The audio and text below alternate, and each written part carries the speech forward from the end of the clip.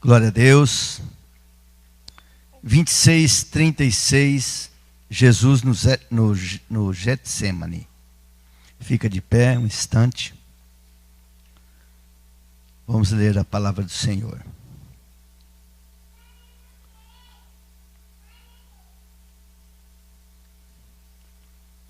Em seguida foi Jesus com eles a um lugar chamado Getsemane.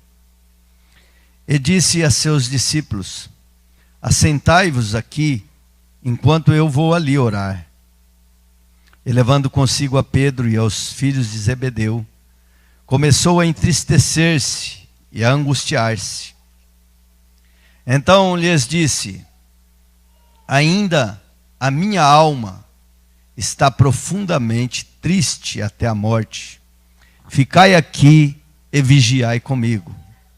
Adiantando-se um pouco, prostrou-se sobre o seu rosto, orando e dizendo: meu Pai, se possível, passe de mim este cálice.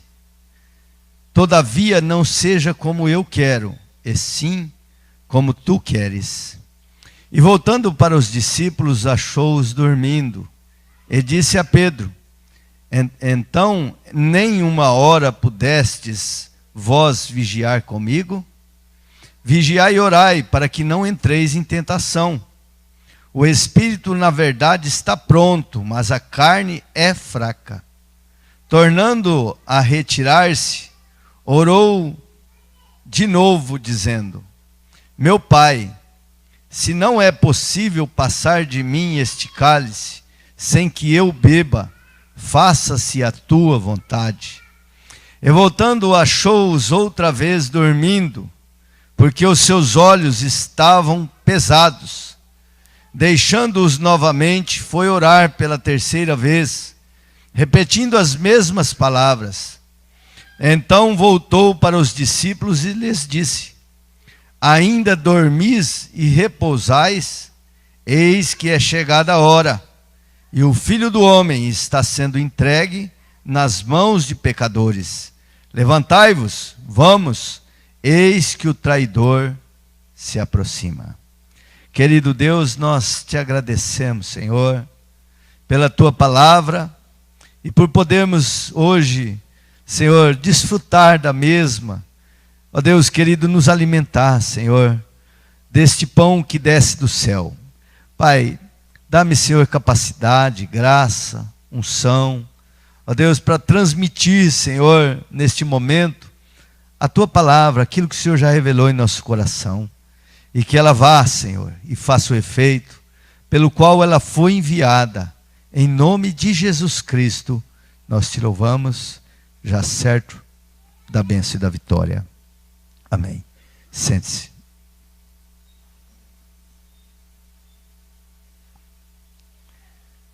Tem alguém nos visitando hoje pela primeira vez? Tem as visitantes lá atrás, né? Tem? Você? Deus abençoe. Não, ela não, né? Já veio aqui outras vezes. A mãe lá com uma bebezinha, né? Está junto com o Felipe. O pessoal chama de Falcão, mas para mim é Felipe. Amém. Deus abençoe, bem-vinda, viu? Bem-vinda, estamos honrados. Tem mais alguém? Não? Com esse frio, né? Não deu para trazer nenhum visitante, né, irmão? Até você quase não veio, né? Mas, por isso Jesus disse assim: orai para que o Senhor não venha no inverno, né? Será por que Jesus falou isso, né? A gente fica meio... Tem algumas coisas na Bíblia que a gente fica meio pensativo, né? Será que é porque o povo fica muito desligado? Porque o inverno é terrível, né? Mas aí tem um inverno espiritual também, né? Tem um inverno espiritual que é aquele período de tempo que a pessoa entra na caverna e quer ficar lá dentro da caverna, né? Não quer sair para fora. Até Elias teve esse período. Mas ele saiu da caverna. Amém, queridos? O importante é você sair da caverna e ficar de pé na presença do Senhor. Bom, nós temos aqui, queridos, um texto que é bem conhecido. Jesus no Getsemane. Quantas vezes já ministrei nesse texto, e quantas vezes, quantas ministrações eu já ouvi já me alimentei desta passagem. E para nós entendermos bem, nós vemos aqui que Jesus, quando ele iniciou o seu ministério lá no Jordão, a palavra de Deus fala que João Batista estava batizando as pessoas. E as pessoas iam até ele pregava duramente. E as pessoas se arrependiam dos seus pecados e eram batizados nas águas. E Jesus então vai até ele, no Rio Jordão. E João Batista diz assim: é eu que preciso ser batizado por vós, e vós que vem a mim. E ele diz: João, me batiza porque é necessário que cumpra-se toda a justiça. E ali ele inicia então o seu ministério. E o seu ministério é de muito êxito. Jesus começa a ministrar, a curar os enfermos, a realizar prodígios, milagres que nunca havia se feito na terra. Nunca se aconteceu tal coisa de tal tamanho na terra da Galileia, na terra da Judeia. E não só isso, ele ensinava, a forma que ele falava era diferente dos fariseus, dos saduceus, dos herodianos, que eram os religiosos da época. E era diferente, era uma forma inovadora, mas ele tinha uma palavra de convencimento tão forte, que mandaram ali os representantes da sinagoga, mandaram prendê-lo uma certa feita. E quando eles foram para prender os soldados do templo, eles chegaram e ouviram Jesus ministrando, falando, ensinando. E eles ficaram ali, começaram a receber aquela palavra e voltaram a eles. E aí eles disseram assim: olha, o que aconteceu que vocês não trouxeram aquele que deveria ser trazido? Eu falei assim: ó, nunca se viu nem ouviu pessoa falar com tamanha autoridade como ele fala. Então, ele atraiu sobre si multidões, muitas pessoas que andavam após si, que eram pessoas que tinham necessidade, pessoas que eram libertas e que caminhavam por gratidão após ele. Mas isso tudo também provocou muitos ciúmes e inveja, porque a verdade é que o que fez com que Jesus fosse morto, crucificado, foi a inveja. E a inveja que foi despertada nos religiosos da época.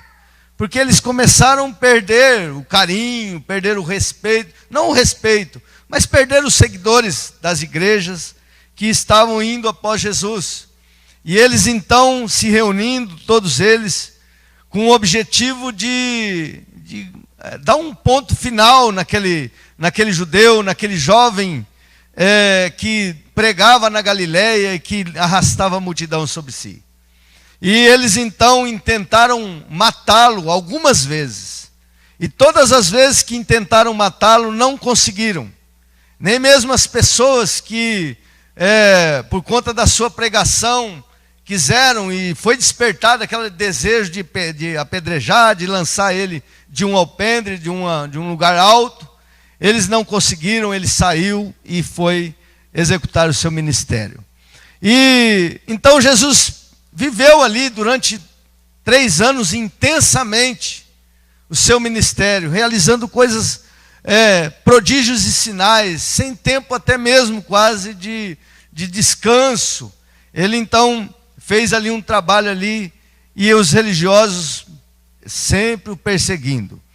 E ele então agora já vai para Jerusalém, a última viagem de Jesus. A última viagem, ele sai da Galileia, vai para Jerusalém. E quando ele chega perto de Jerusalém, nos arredores de Jerusalém, que ele tem uma vista de Jerusalém, a palavra de Deus fala aqui no capítulo 26, os capítulos que antecedem essa passagem, que ele olha para Jerusalém e ele chora. Lucas fala que ele chora sobre a cidade. É interessante, 2 vezes a palavra de Deus fala que Jesus chora. E uma das vezes é sobre Jerusalém, porque ele fala assim: Jerusalém, Jerusalém, quantas vezes eu quis vos acolher como a galinha acolhe os seus pintainhos debaixo de suas asas, e vocês não quiseram. E ele então fica tremendamente triste por conta da rejeição do povo de Jerusalém em relação ao seu ministério. E ele então vai para Jerusalém e chega ali véspera da Páscoa.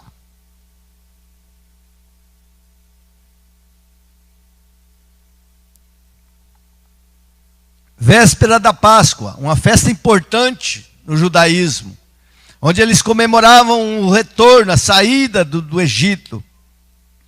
E Jesus então se reúne num cenáculo que estava já preparado de antemão, junto com os seus discípulos, a última Santa Ceia.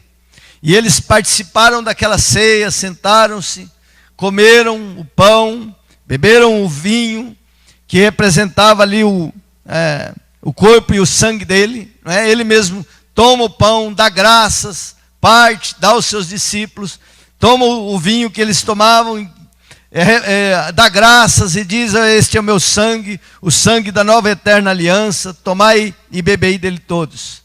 E ali é manifestado também o traidor, aquele que o trairia, aquele que o entregaria, aquele que teria feito já de antemão uma trama com os religiosos para tirar a vida. E ele então é manifestado ali, e sai ali daquele lugar e vai lá junto aos religiosos. E neste momento, nessa reunião também, acontece algo assim inédito, que nunca havia acontecido, que ficou marcado, que ele também pega uma toalha, se prostra e lava os pés dos discípulos. E ali, terminando, a palavra de Deus fala que eles cantaram um hino. Em Lucas fala que eles cantaram um hino. E eles se retiraram daquele local. E aí eles então, Jesus vai e embrenha-se em meio a uma floresta baixa do monte que se chamava Getsemane, ou Monte das Oliveiras, ou o lugar de prensa, o lugar da prensa de azeite.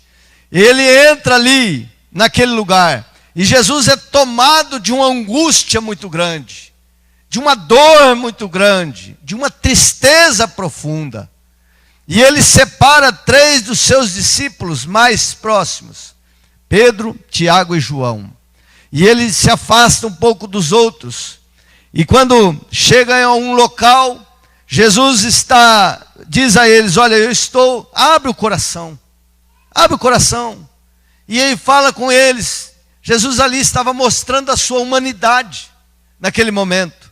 Abre o seu coração e fala com eles: olha, eu estou profundamente angustiado. Estou entristecido, angustiado. Angústia de morte. E eles falam assim: olha, vigiai e orai comigo. E aí se afasta um pouco. E vai, a palavra de Deus fala assim, que vai a um tiro de pedra. É uma distância razoável. E ele sai, se afasta e se prostra, põe o seu rosto em terra e começa a orar ao Pai. E busca o Pai. E aqui nós chegamos no texto, ele começa a orar dizendo: Pai, eu não quero passar por esse cálice. Eu não quero tomar esse cálice. Afasta de mim esse cálice, mas seja feita a tua vontade. E por 3 vezes ele orou intensamente. Quando ele voltava onde estavam os discípulos estavam ali dormindo. Eles estavam cansados, seus olhos eram pesados. Eles não conseguiram manter-se acordados para orar junto com o mestre, que estava necessitado daquele momento da ajuda em oração. E eles, por 3 vezes, ele acordou, orientou: olha, fique acordado, ore para que não entreis em tentação. E por 3 vezes voltou. E por fim, queridos, ele se levanta e diz: olha, ainda descansais e dormis, levanta-se que o traidor aí vem. E é chegada a hora. E ele se levanta e vai se encontrar com os traidores, onde ele é preso. E ali passa por várias situações e depois é crucificado. Queridos, eu gostaria sim de tirar algumas lições para nós aqui, rapidamente, desse texto que falou muito no meu coração, do Getsemane. Diga assim, Getsemane. Getsemane. Mais forte. Getsemane. Então, é o Getsemane. E a primeira coisa que é o Getsemane da solidão. O Getsemane da solidão. Jesus, que em todo o tempo, queridos, de seu ministério, foi acompanhado de muitas pessoas. Muitas pessoas. Por onde ele andava, ele arrastava uma multidão após si. E agora ele estava sozinho. Ele havia separado 3 dos seus mais próximos discípulos para o ajudar em oração, mas esses prostrados, cansados, dormiam. E ele fica sozinho, em solidão, no momento de maior angústia, da maior expressão da humanidade de Jesus, a maior expressão de angústia, de tristeza. Ele estava sozinho, sem nenhuma companhia. Então, queridos, ele viveu isto. E às vezes nós, tirando proveito para nós às vezes vivemos tempos de dificuldade, de luta, de batalha, de sofrimento que nos antecede a alguma coisa, de angústia no coração. E nesses momentos nós somos muitas vezes incompreendidos pelas pessoas, e às vezes até pelas pessoas que estão ao nosso lado, que são próximas. E Jesus estava nesta situação, a situação de solidão, sozinho, de solidão. E eu quero dizer também, queridos, e aproveitar, dizer o seguinte: se Jesus passou esse tempo, esse período de solidão, no momento de sofrimento que ele necessitava, precisava, estava carente. Eu quero dizer para você, querido, que às vezes que você passa, que eu passo, que nós passamos, que às vezes os céus está como bronze, está fechado, está trancado, porque ali naquele momento Jesus estava ali naquela solidão e buscava um consolo, e ele não tinha esse conforto, esse consolo, não é? E ele viveu aquele momento, e um momento de maior tristeza, quando ele voltava, aqueles que ele pediu, que estava próximo dele, que estava dormindo. Você imagine uma pessoa na angústia de morte, e ele ali sozinho, ele pede ajuda, e no momento que volta, aquelas pessoas estão dormindo, e ele se sente sozinho, solitário. E muitas vezes nós nos sentimos sozinhos e solitários. E por que Jesus passou isso, querido? Porque ele, como o próprio Deus encarnado, o Deus soberano, criador de todas as coisas, ele se submeteu a ser homem e ter a sua humanidade, toda a sua humanidade, e até mesmo no momento de solidão, foi para que, quando você estiver passando por essa situação, por este momento, querido, você pode ter certeza que ele vai te compreender, ele vai te entender, porque ele mesmo passou por tempo de solidão. Ele mesmo passou. Mas não só solidão, querido, tempo de aflição. É o Getsemane da aflição. Jesus estava ali, profundamente triste. Os evangelhos não escondem a humanidade do Senhor.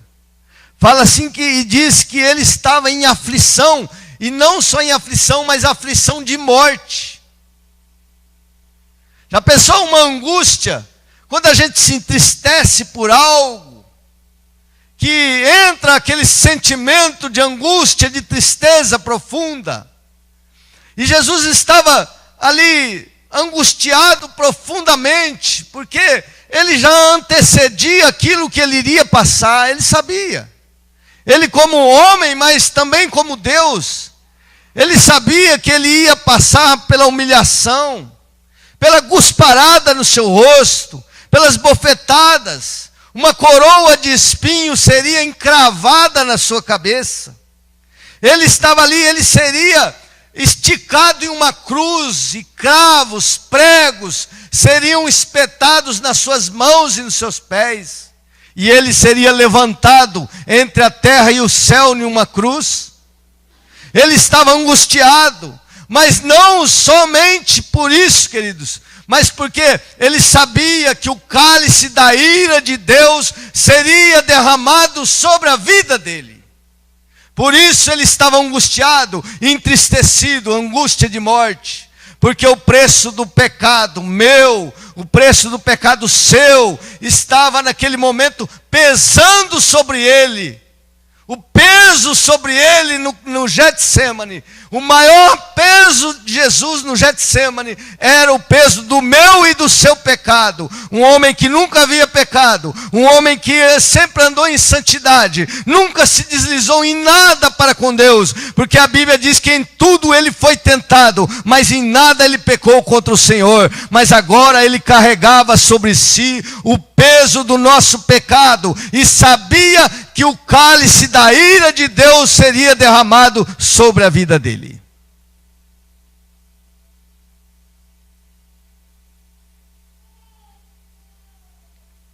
Angústia de morte, o Getsemane da aflição. A palavra de Deus fala em Lucas, se não me engano em Lucas, ou é em João, que ele ali, a angústia dele era tão grande, que o suor no seu rosto começou a transformar-se em gotas de sangue. Ele começou a suar sangue, e aquele sangue caía sobre a terra. Estava angustiado, queridos. Estava ali no Getsemane.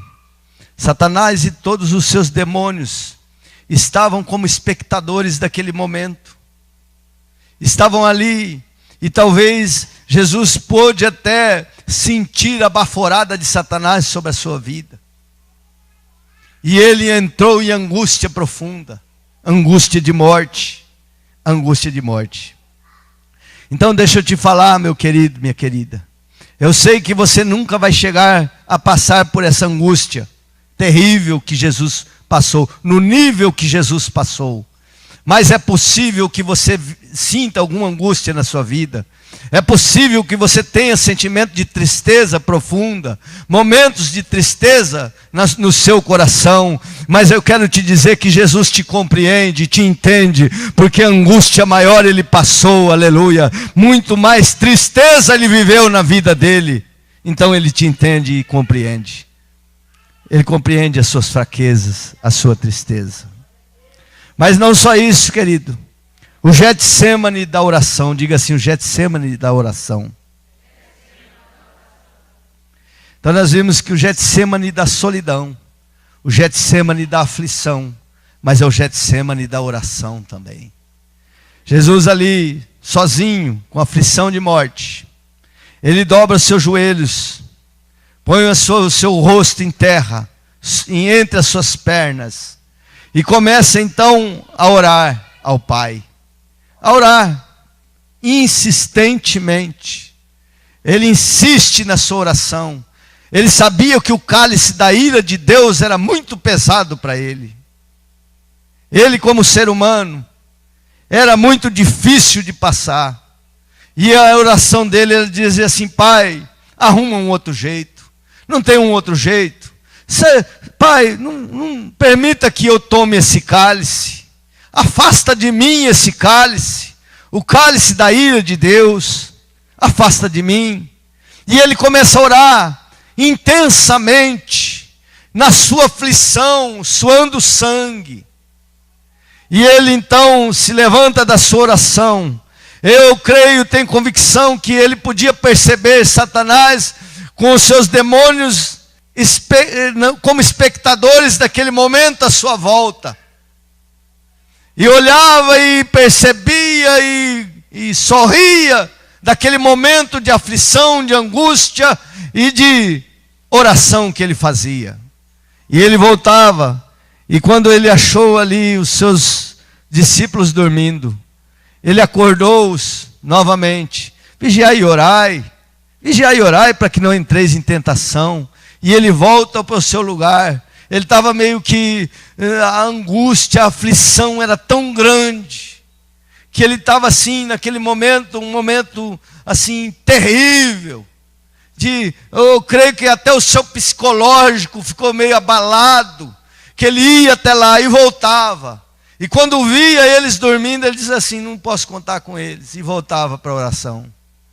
E ele então ora a Deus, ora ao Pai novamente, uma vez, duas vezes, três vezes. E intensamente ora ao Pai, pedindo ao Pai que ele livrasse ele daquele momento de dor, de aflição. E sabe o que ele ouvia do Pai, queridos, neste momento? A oração que ele fazia, a intercessão que ele tinha feito. Os céus não tinham palavras, os céus estavam calados. O Deus não respondia a sua oração.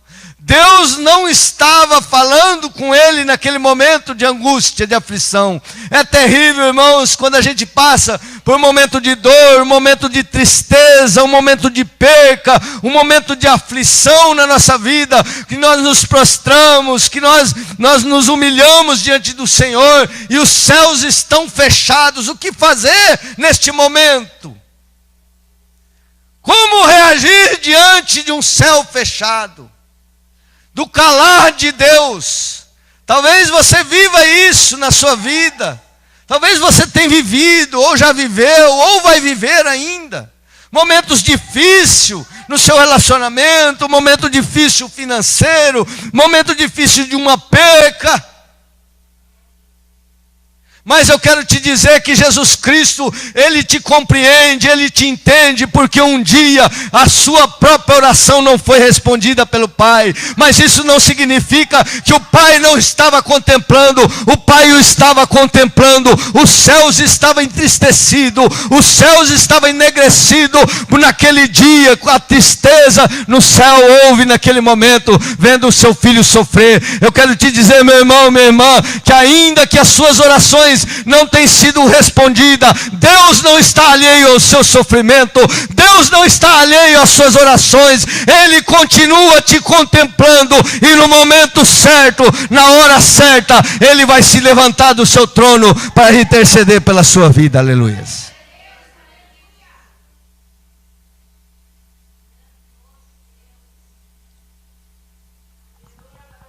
Continue orando. Continue clamando ao Senhor. Não adianta, queridos, se nós queremos reclamar, murmurar, falar para um, falar para outro, porque tem momento que é nós e Deus. Então batalhe em oração. Continue buscando ao Senhor, porque o Senhor não está alheio às suas orações. É o Getsemane da oração, mas é o Getsemane da submissão. Diga assim, Getsemane da submissão. Mais forte um pouquinho. Getsemane da submissão. A oração do Senhor, a oração ao Senhor deve ser, ou do Senhor Jesus, deve ser princípio a ser seguido. Deve ser princípio a ser seguido por nós, queridos. Jesus estava ali e ele orava intensamente, mas por nenhum momento ele insistiu que o Pai deveria fazer a vontade dele. Não, porque a vontade de Jesus era uma só. E ele poderia, queridos, como filho, ele poderia, como conhecedor profundo do Pai, dizer ao Pai: Pai, eu não aceito essa situação. Porque não é assim, mais ou menos, muitas vezes, quando nós oramos, ou ouvimos algumas orações ousadas: não aceito essa situação, eu não aceito essa condição, porque eu sou teu servo, porque eu sou dizimista, porque eu sou ofertante. Não, queridos. Eu não digo, querido, que você tem que se levantar contra o diabo. Satanás quer destruir a sua família, quer destruir a sua vida, quer destruir as suas finanças. Você tem que se levantar e dizer ao diabo: olha aqui, Satanás, eu não aceito que você bota o dedo na minha família, porque a minha família tem dono, e o dono dela é Jesus. Você tem que ir mesmo, com ousadia para cima de Satanás. Mas a Deus, querido, você seja submisso. Se submete à vontade do Pai. Pai, olha, eu não quero isso, não quero, afasta de mim este cálice, mas seja feita a tua vontade. Se não tiver outro jeito, se eu tiver que beber esse cálice, eu vou beber, Pai. A sua vontade tem que prevalecer sobre a minha vontade. Oh, queridos, às vezes nós oramos tanto ao Pai, querendo que Ele realize a nossa vontade. E quantas vezes nós estamos alheios à vontade do Pai. Qual é a tua vontade para a minha vida, Senhor? Porque às vezes a gente ora. Pai, ó, faz isso. Olha, a minha vontade é essa, isso e tal. Mas e a vontade do Pai? Qual é a vontade do Pai para a sua vida? Qual é a vontade do Pai para você, querido? Para você, querida?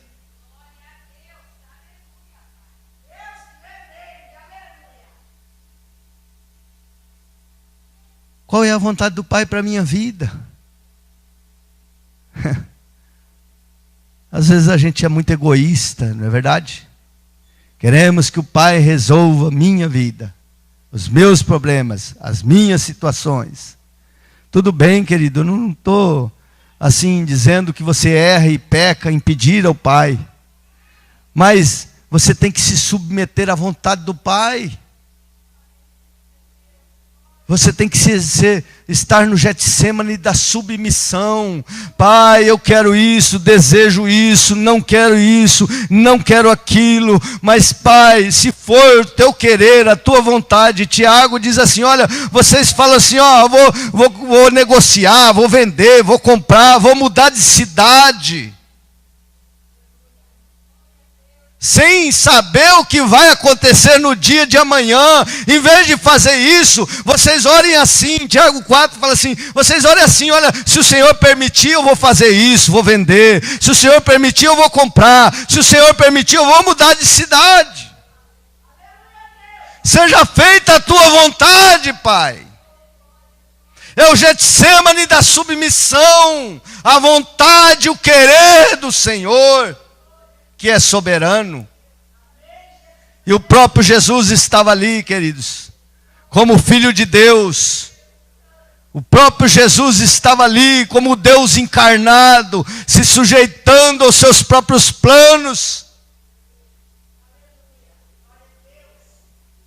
Ainda que como homem ele não quisesse passar por aquela situação, mas ele disse assim, Pai, seja feita a tua vontade e não a minha vontade. Aleluias.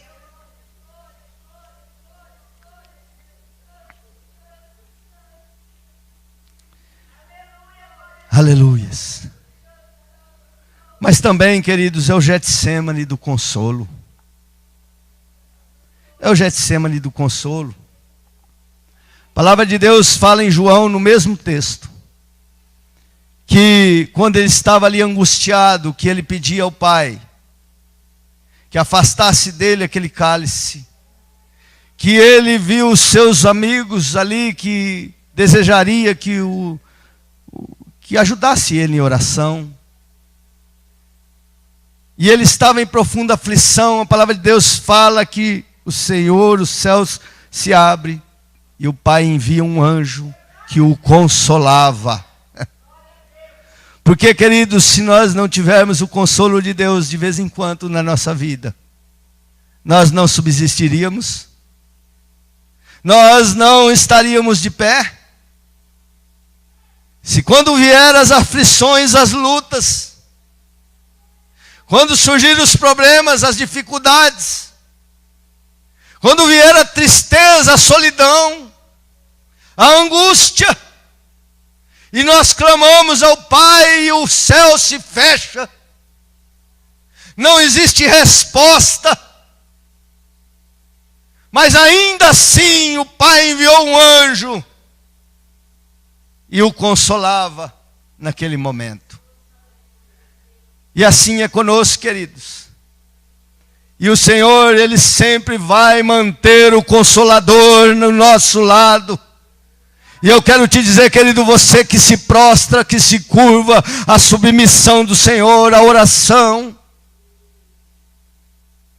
Você que busca o Pai, ainda que se feche os céus, ainda que Deus diga não a você. Ele sempre vai manter o Consolador ao seu lado. E o Consolador não vai só te consolar, o Consolador vai te fortalecer, o Consolador vai te colocar de pé para enfrentar a situação e a batalha em pé, aleluias. Porque aqui nós lemos na palavra do Senhor, em todos os evangelhos, que quando Ele se levanta, queridos, pela última vez Ele acorda os discípulos e eles se levantam. Vocês estão dormindo ainda? Se levanta, a minha hora já é chegada e eu estou pronto, estou preparado. E Ele se coloca de pé, queridos, e se posiciona de pé para se entregar em sacrifício, para assumir e viver aquele momento de aflição, de dor que teria que passar. Porque o Getsemane também é da entrega para o sacrifício. Porque em João, queridos, a palavra de Deus fala assim, que quando ele se levanta, e ele vai de encontro aos soldados romanos e aos soldados do templo, que vinham com paus, tochas, espadas, e ele se levanta e fala assim: olha, eu não tive todo o tempo no meio de vós, por que agora vocês vêm com pau, pedras, ou pau, espada e tochas para me prender? Aí ele diz assim: a quem vós procurais? E ele diz assim: a Jesus o Nazareno. E Jesus se pôs de pé e fala assim: eu sou aquele que vocês procuram. E a palavra de Deus fala assim, que eles se prostram e se curvam, aleluias. Representando que todo o poder foi dado a ele. Ainda naquele momento, eles não tinham capacidade de matá-lo. Ainda naquele momento, eles não tinham poder para prender. Mas Jesus Cristo estava ali, e eles se curvam por 2 vezes. E diz a eles: olha, deixa que meus discípulos vão embora. Pedro se levanta furioso, tira a espada, dá uma espadada na orelha de um dos soldados, arranca a orelha fora. Ele vai ali, porque se eles quisessem prender, aproveitavam o tumulto, pegavam ele, agarravam ele. Não, mas Jesus vai ali calmamente, pega um pedaço de orelha, levanta, coloca no ouvido daquele homem, e aquele homem tem plena cura naquele momento. Sabe por quê, queridos? Porque ninguém tem autoridade sobre o Senhor. Ainda que eles quisessem, não poderiam exercer autoridade sobre ele, porque Jesus Cristo, Ele se entregou para o sacrifício. Ele se entregou. Ele se entregou por mim e por você. Ele se entregou por nós. Eles não tinham poder para prendê-lo. Eles não tinham poder para executá-lo. Eles não tinham poder nenhum sobre a vida dele. Ele mesmo disse a Herodes: se eu quisesse, eu invocava os céus, e o Pai enviava uma legião de anjos, e aqui vocês nem teriam nada sobre mim. Mas ele não quis, querido. Sabe por quê? Por amor a mim e por amor a você. Ele nos olhava, ele estava te vendo, ele estava nos vendo, e ele se entregou. Ele se entregou para ser crucificado, porque ele diz assim: eu sou o bom pastor, e o bom pastor dá a vida pelas ovelhas, pelas suas ovelhas. Ele se entregou, aleluias. Ele se entregou. É o Getsemane da entrega. É o Getsemane da entrega para o sacrifício. Eu quero concluir dizendo que ele disse: eu sou o bom pastor, e o bom pastor dá a sua vida pelas suas ovelhas. Amém, queridos? Se você é ovelha do Senhor, se você foi chamado, se você foi resgatado por Ele do império das trevas, você é ovelha, e a ovelha do Senhor ouve a sua voz. Ouve a sua voz. Queridos, não fica ouvindo, dando ouvido para vozes, tantas vozes, que tenta nos tirar do caminho, que tenta nos separar do amor de Deus, que tenta nos afastar do corpo de Cristo, que é a igreja. Oh, meu querido, não dá ouvido a essas vozes, não. Dá ouvido à voz do Senhor. Ele se entregou por você.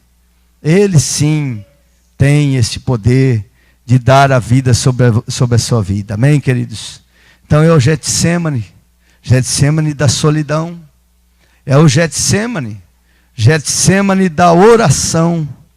Ali é o Getsemane da aflição que ele passou. O Getsemane da oração e o Getsemane da submissão.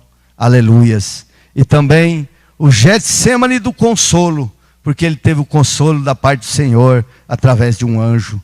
E o Getsemane da entrega para o sacrifício, porque assim ele o fez por amor a mim e por amor a você. Fica de pé em nome de Jesus, aleluias.